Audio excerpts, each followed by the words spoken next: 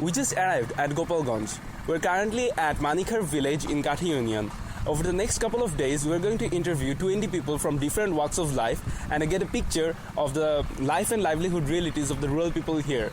We will also try to reflect the changes that happened here over the past 4 or 5 decades.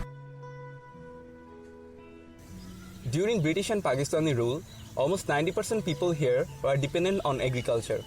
But gradually, they moved away from their family business to other professions. We talked to a number of farmers and farm owners regarding this issue. আচ্ছা, আপনি তো পেশায় একজন কৃষক ছিলেন। তো আপনি কেন পেশাটা পরিবর্তন করে ঢাকা চলে গেলেন? ঢাকা চলে গেছি, আমি দীর্ঘ 15 বছর কৃষির সঙ্গে জড়িত ছিলাম। আমার নিজের খামারে আমি চাষবাস করে খেয়েছি। কিন্তু পরে আস্তে আস্তে ডিজেল, তেল এবং সারের দাম এই পরিমাণ বেড়ে গেল যে সরকারি সাহায্য এবং ব্যাংক ঋণ নিয়েও আমি কুলাতে পারিনি, যার জন্য পেশা চেঞ্জ করতে বাধ্য হয়েছি। কারণ যখন ফসল ফেলাই, ফসলের মূল্য পড়ে আমার 600 টাকা, বিক্রয় মূল্য দাঁড়ায় 500 টাকা, যার জন্য আমি চেঞ্জ করতে বাধ্য হয়েছি। The road I'm standing on wasn't built until after the Liberation War.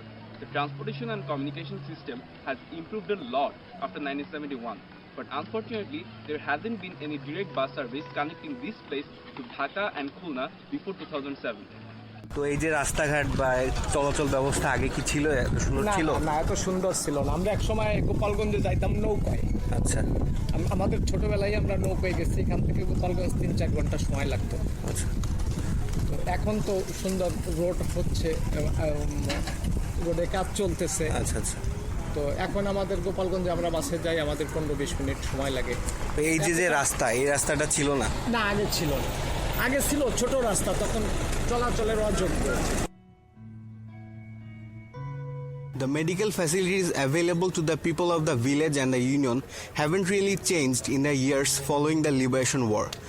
The nearest hospital available to the people of this union is 12 kilometers away in Gopalganj Shodor. We talked to the local medical practitioners to get a picture of the medical facilities available to the people.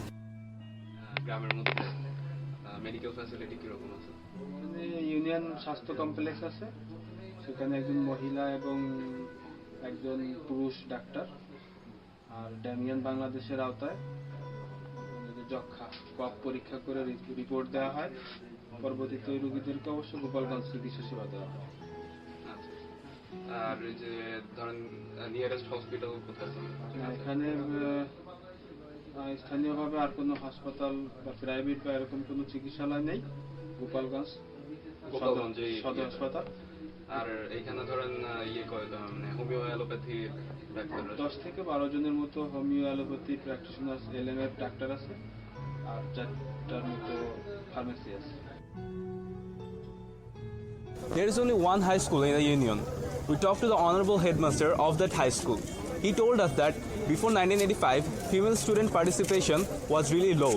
But recently, female students actually outnumbered the male students. গত বছর এই school থেকে কতজন SSC পরীক্ষা দিয়েছে? গত বছর 110 জন। এর মধ্যে এ প্লাস কেমন আছে? একজন পাইছে। তো এই আমাদের হাই স্কুলে মেয়েদের উপস্থিতি কেমন? ভালো। কত পার্সেন্ট হবে? 75% মেয়ে। আচ্ছা, তো এখন মেয়েদের পার্টিসিপেশনই বেশি। আগে কি এমন ছিল? না। তো মেয়েদের পার্টিসিপেশন বাড়া শুরু হলো কবে থেকে? 85 থেকে। হঠাৎ করে তখন বাড়ার কারণ কি? ওই যে একটা গণ উন্নয়ন সমিতি আছে, ওই যে গভর্নমেন্টের লাইসেন্স আছে, যেটাকে বলা হচ্ছে SGF, সাউদার্ন গণ উন্নয়ন সমিতি। ওরা মেয়েদের স্টাইপেন্ডের কারণে মেয়েদের সংখ্যা বেড়ে গেল। আচ্ছা। We also had the opportunity to talk to the Union Parishad chairman.